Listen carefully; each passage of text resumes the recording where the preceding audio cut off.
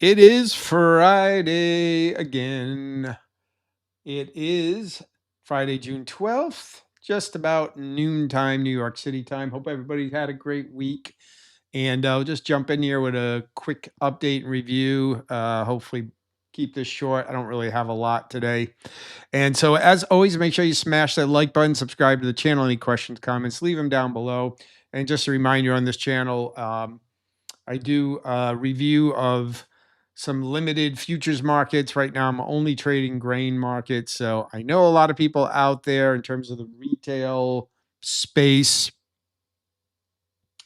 you know, in trading futures. The vast majority of you guys I know are trading indices, NASDAQ, S&P, you're trading gold, trading crude oil, and that's really probably the bulk of it. So for me, looking at grain markets, I know that's probably not a lot of appetite for that. So I think that maybe restricts my channel a little bit. But I tend to go against the crowd a little bit, and I just think, and plus I don't scalp. I'm not trading on 5 minute charts, and I know a lot of the stuff on YouTube that you see with people, posting videos and doing live streams, they're like scalping those markets on 1 minute, 5 minute charts, and I have zero interest in that. So, and I think that's a fool's game because in the end, trading on short time frames like that, very, very few people end up making money. Um, and there's a lot of monkey business with not telling the whole story or trading on demo accounts or showing wins but not losses and, forged P&L statements, et cetera, et cetera. So I just don't get into all that.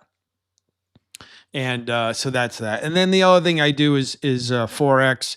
And with forex, again, if you've been on the channel for any length of time here recently, my I pretty much just use market structure and price action. The only indicator I have is what you see here, which is the currency strength indicator, which is just basically a momentum indicator that just gives you potential confirmations and crossovers and things like that. And it can be set to whatever length of look back you want, and you can use it on any time frame. I use it on higher time frames, but you certainly could use it on a short time frame too. But again, like any indicator, it's lagging. It's not always going to give you accurate signals. Nothing's perfect. And again, um, you have to kind of take it in conjunction with what the price action in the chart is telling you and not just trade the signals blindly. Okay. So, yeah, with that said, 1 second, guys, I have to answer a text message. So sorry. Okay, sorry about that. All right, so let's just jump right in. Let's take a quick look at grains. I did not trade today. So let's look at uh, these on yesterday's video. If you watch yesterday's video, I did highlight to watch today wheat, soybean meal, and soybean oil. So let's just go and look at those. And this this is wheat. And again, this is the hourly chart. So I tend to just day trade these, whereas forex I may more position trade or swing trade, not position trade, but swing trade. But on these markets, I tend to just day trade them, not on 5 minute charts, but like on 1 hour charts. Um, and so if we look here at wheat, there's nothing here. We can see we're just kind of consolidating here. We've got the moving averages just kind of, are pretty much horizontal now, just crossing over each other, which really indicates just kind of a dead market. And if we go out to the 4 hour, we're maybe seeing some signs of, a bottom in place and start to move higher. I don't know. That hasn't been confirmed. Certainly, there's been no real break of any structure. We did have a failed new low. We had this pullback. Price came down here, failed to make a new low, and now we're just consolidating. So, is there a lot of buying going on here? Well, there's definitely buying going on. That's why we're not able to go lower. But whether that's going to be a turn to go higher, I don't know. The moving average, um, the shorter one did make a cross up here on the 4 hour. It's a little hard to see, but this red line crossed through, which is the 21, crossed through the blue, which is the 34. I don't trade moving average crossovers, but it could be an early sign just based on the fact that the market has gone down for a while and it is back to these old lows basically down here. However, the daily chart is still looks fairly bearish, but that's a really long time frame to look at in these markets. So I tend to like the 4 hour. So I'm just going to stand aside and we'll see. Essentially we've got this little consolidation period. So what's going to happen now? Is this going to like break higher and start trending up, or is this just a pause and eventually we break lower, which is what I talked about yesterday. But either way, there was no trade on this for me today. Same exact thing with soybean meal. We just continued to move in the same range. I'll just extend this line. I drew that yesterday. And you can see we're just in a picture perfect, exact square box here, right? So who knows what's going to happen here. But you can see, we had a really big down move. Price very aggressively. We went to the downside. So there's a big pause going on here. And again, is it a pause or, are we going to start seeing a turn up? Again, going out to the daily chart, which is a long time frame, still looks pretty bearish. But I really don't look at the moving averages on this time frame. It's too long of a time frame for these to be worth anything. I mean, this just gave you a bearish crossover here after the market's gone all this way. So, because these moving averages are just too long for this time frame. But anyways, just looking at the price action, looks pretty bearish, right? When we broke all kinds of structure. We had multiple days of down candles, and now we're taking a breath. We haven't done anything in 3 days. And so we'll see what happens, whether we break this and continue lower. Maybe we'll get some kind of liquidity sweep up, try to catch people trying to pick a bottom and then roll over. Who knows? But either way, there was no trade on that today.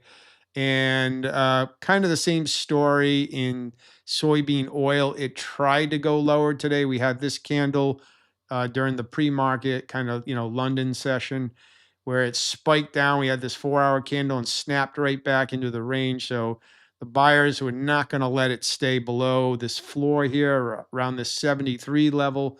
Seems to be a pretty important level. And so, we'll see what happens with that. Okay. And, going down to the 1 hour chart, again, here's that overnight move down.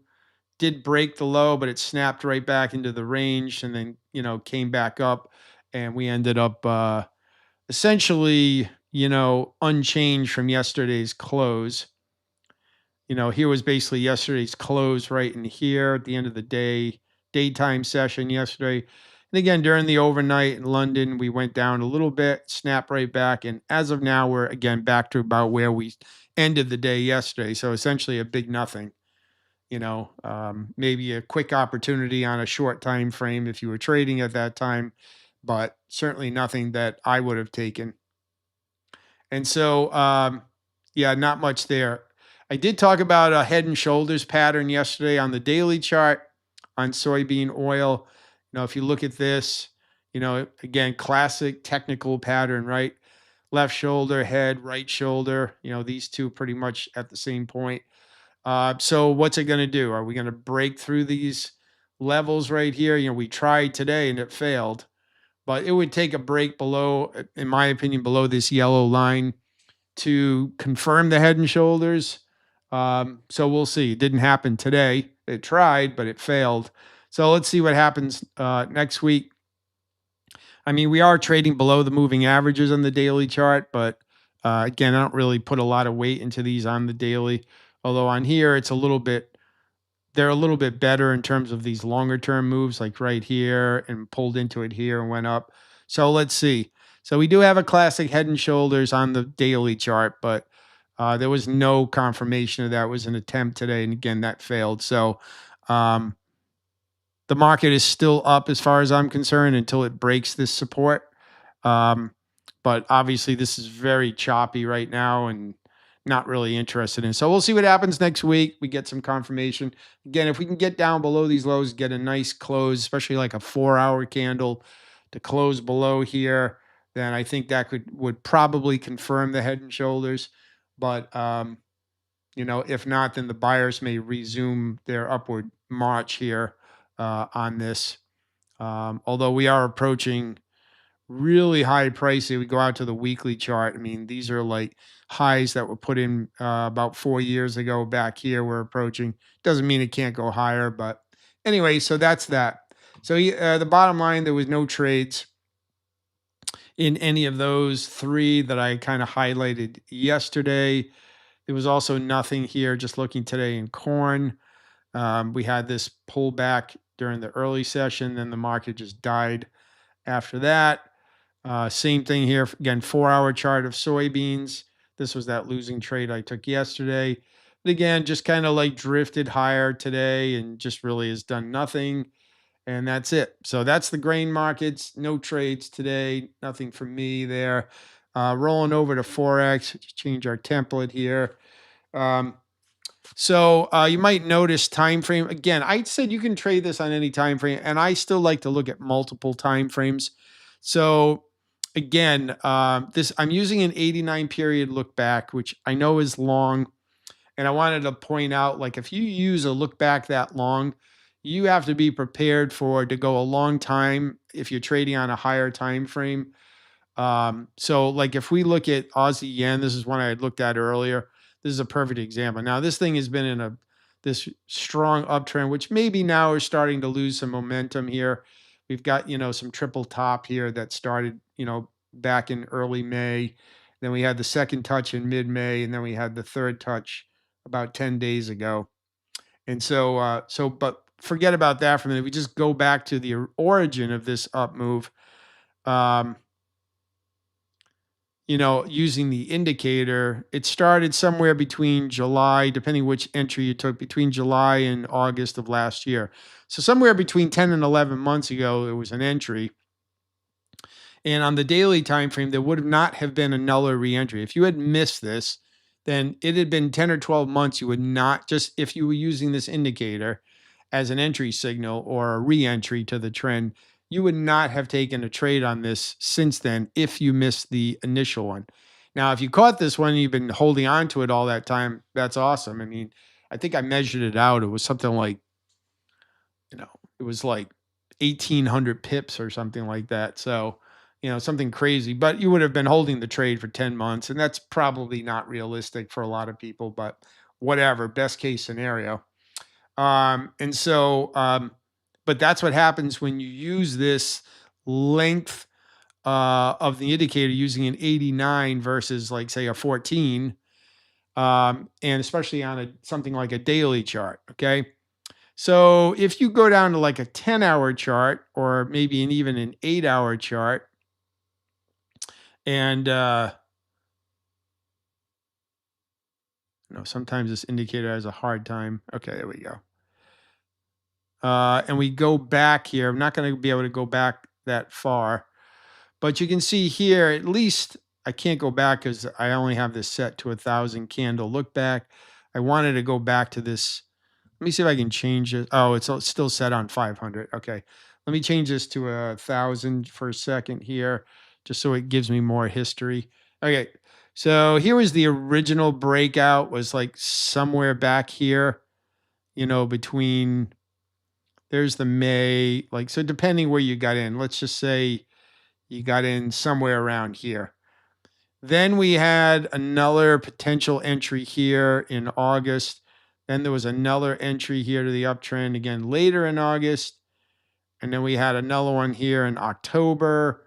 And then we had another one here. I'm just looking where they kind of squeeze together and then continue. We had another one here in March of this year. And now we're back squeezed together again. I don't know whether it's going to continue up now, because like I said, we did have this triple top. So we'll see. But technically, this is another squeeze play right here. So you can see going down to a little bit shorter time frame that we could potentially find some re-entries into this market. And so this is a 10-hour chart. That was just an 8-hour. So I guess my point is, if you're going to use a really high time frame, Sorry, guys. I had to stop the video again for a phone call. Anyways, so what was I saying? Yeah. So, you know, that's the one thing, if you're going to use this look back period on a higher time frame, you have to be ready for the fact that, especially in a trending market, if you miss an initial signal, it could be months or a year before there's another signal, right? And that would probably only be on a reversal. So a compromise on that, if you want to still like really filter it down only to, well, I don't want to say perfect signal because there's no such thing as a perfect signal, but to really filter it down to minimal amount of signals, then I think a compromise, because the 4 hour chart is what I've been using. But even there, with an 89 look back, you still are going to get a lot of false signals. Okay. And I played around with the look back period on the short time frame. And even if you go from like 89, you just pick a random number, pick 200, right? Like a 200-day, 200 period look back. It doesn't, on that time frame, it doesn't really change the indicator all that much. So I don't think going beyond like say 89 is worth it. And so in that case, if you're looking to filter signals even more, I would recommend just going up a little bit higher on time frame, like an 8 to 10 hour time frame, which is not a huge difference from a daily, but it does have potential to get you in a little bit quicker because there'll be an additional candle close in there somewhere, probably at least one candle close, maybe two, that you can still execute on as opposed to waiting for the daily close. Okay. So, yeah. So, with that being said, just looking through these kind of quick here. This is the Aussie yen. Again, we just talked about this one being on this long term trajectory. We have come back together here again. So, let's see what happens with Aussie yen. Um, Aussie Canadian. I don't know why this indicator is giving me so much trouble here today. I have to keep switching time frames. So yeah, Aussie Canadian, we have kind of this buy signal here, and I'm actually in Aussie Canadian long as of yesterday. And Kiwi Canadian actually has pretty much the same setup. Okay, there we go. Yeah, and you can see that yesterday here. Um, and it does look like this wants to go higher. I mean, these tend to be low volume pairs, so they don't produce a lot of pips. But either way, when I looked through this morning, I was just looking at like where there could be opportunity using this, and so this is CAD Swiss. Most of these are being driven by the Canadian dollar weakening. So, of course, CAD Swiss is the opposite now. Looks like a little potential sell signal here. Again, this is the 10-hour chart of CAD Swiss. I do have an alert set right here. I'd like to see this. It's just a lot of these pairs right now, especially these lower volume pairs, are like just kind of range bound. Now, granted, these are pretty big ranges, but you can see here, if I zoom out here, it's not really making any progress. It's just essentially having just these waves up and down within a larger range. So it doesn't mean you can't trade it, but you have to have kind of realistic expectations, because by the time you get a signal, you may be halfway to what would be a reasonable target. So because there's just not a lot of volatility to give you an early signal at the beginning of a trend. But anyways, so the Canadian dollar overall has some weakening right now. Whether that has to do with a potential Iran deal or not, we'll see if that holds. Here's EuroCAD. Again, you can see the Canadian dollar selling down here. But again, overall, we don't have a really strong market. Um, and so I just kind of wanted to point that out. I'm not going to go through every pair. But again, the currency strength index is a great tool. It's not perfect. Um, but again, you can use it on different time frames, and depending what time frame you want to use it on and what look back period you set, that's going to determine the number of entries you get. But the shorter you drop it and the lower time frame you go on, the more entries you're going to get. But that does not necessarily mean they're good entries. In fact, a lot of them will not be good, and you'll get caught up in just over trading. And So, one last one because this is kind of a good one here. This is just clicked on it. This is pound Aussie. Again, we're on the 10-hour chart. And you can see we had this sell signal that this was back in March. I'm just looking obviously backwards, but we had it squeezed together. And then we had this deflection away. And this was a nice entry, right? I mean, you got the sell signal right here, So anywhere, if you had entered anywhere in here, and look how far this went from this was late March and then bottomed out in mid-May. So about a month and a half, price went down. Let's say you got in somewhere. I gotta move this. I gotta move this thing out of the way. Get my little measuring tool, and let's say you held this all the way to the bottom. That's 700 pips. It took 45 days, so like I said, a month and a half. 702 pips, right? Holding on to that trade. And then, and I didn't catch this one, but starting this Monday, we had this diversion away on an uptrend. Now we'll see if that holds because the signal came in a little bit later. But, even if you just held it back to old highs, it's probably not a bad trade. So again, you're going to get a lot less signals, but, you know, they should be a little bit more filtered. I'm not going to say they're all going to be good because again, if you're trading in an overall range, like we saw in like a lot of those CAD pairs, if the larger picture is still kind of like it's just moving sideways inside of a big range, you have to see that on the chart. You got to zoom out, go to a high time frame, just look. It doesn't mean you can't take those signals, but just if you're not in a trend, you're not just re-entering into what's a clear trend like we saw like with like Aussie yen, then just have realistic expectations. Just put your take profit back at a recent high or low, that's close by. Even if your R to R is just one, you just have a 1-to-1 risk reward ratio. That's fine. At the end of the day, you want something green. That's all. You just, so be realistic. And then if once in a while, like with that Aussie yen, I'm sure that started out as a consolidating market, and you jumped in long there, and all of a sudden it turned into a trend that went on for 10 or 12 months, right?